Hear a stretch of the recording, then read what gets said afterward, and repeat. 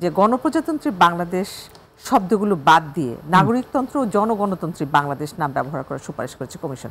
আমি একটু আপনার কাছে একটু বুঝতেই চাইবো স্যার, সেটা হলো আমি বলি স্যার যে গণপ্রজাতন্ত্রী বাংলাদেশ কিছু কিছু শব্দ আছে হয়তোবা শব্দের সঙ্গে বাস্তবতার কোনো মিল নেই, কিন্তু প্রচলিত কিছু শব্দ আছে সেই শব্দগুলো অনেকদিন যাবৎ মানুষ ব্যবহার করে আসছে।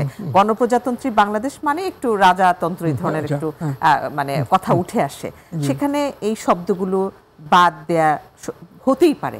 তাহলে তো স্যার এখানে আরেকটা প্রশ্ন হতে পারে যে বাংলাদেশের রাষ্ট্রপতি নামও তো রাষ্ট্রের প্রতি তো না, তাহলে তো ওই শব্দটাও আসলে বাদ দেওয়ার প্রশ্ন থাকতে পারে। এই বিষয়টা যদি কেউ সূক্ষ্মভাবে চিন্তা করেন এবং যারা রাজনৈতিক নেতৃত্বে আছেন বিভিন্ন দলে, তাহলে এইটা বলতে পারেন যে প্রজাতন্ত্রী শব্দটা দুই দিক থেকে ঠিক না। প্রথম হলো গণপ্রজাতান্ত্রিক হতে পারে, একজন ব্যক্তিকে বা প্রজাতন্ত্রী একটা রাষ্ট্রের ক্ষেত্রে খাটে না, এটা বাংলা হওয়া উচিত ছিল গণপ্রজাতান্ত্রিক।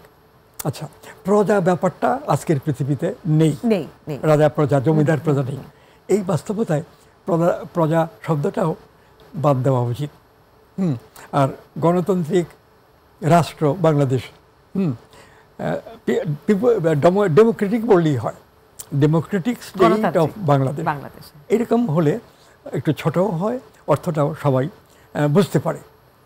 ডেমোক্রেটিক স্টেট অফ বাংলাদেশ এরকম হতে পারে এই গণতান্ত্রিক বাংলাদেশ। জি, যে ছাত্র জনতার যে গণ অভ্যুত্থান হয়েছে সেখানে 1971-কে মুখোমুখি করা হচ্ছে এবং বলা হচ্ছে 1972 সালের সংবিধান স্বৈরাচারের দলিল, তাকে কবর দিতে হবে।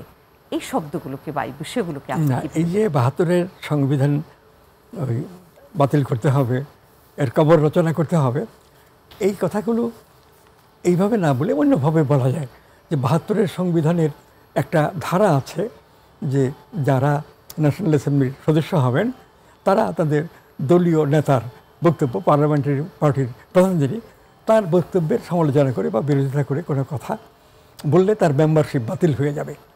তো এইটা তো প্রকৃতপক্ষেই একটা স্বৈরাচারী শক্তি গড়ে তোলার অনুকূল নীতি যেটা সংবিধানে আছে, এটা অবশ্যই বাতিল করা উচিত। কারণ পৃথিবীর যেসব দেশে গণতান্ত্রিক ব্যবস্থা হয়েছে তারা এই ধরনের কোনো বক্তব্যই রাখেননি সংবিধানে।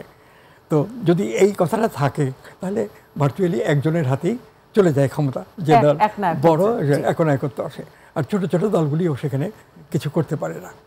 একটা কথা যে যদি কোনো বিপ্লবী শক্তি ক্ষমতায় আসে জনগণের ভেতর থেকে, জনগণের সাপোর্ট নিয়ে এবং সংগ্রাম করে, তাহলে তারা এই কনস্টিটিউশন বাতিল করে নতুন কনস্টিটিউশন করতে পারে। কিন্তু গণতান্ত্রিকভাবে নির্বাচিত জনগণের সাপোর্ট নিয়ে যদি কোনো শক্তি ক্ষমতায় আসে, তারাও সংবিধান সংশোধন করার সুযোগ পাবেন এবং সুযোগ রাখেন।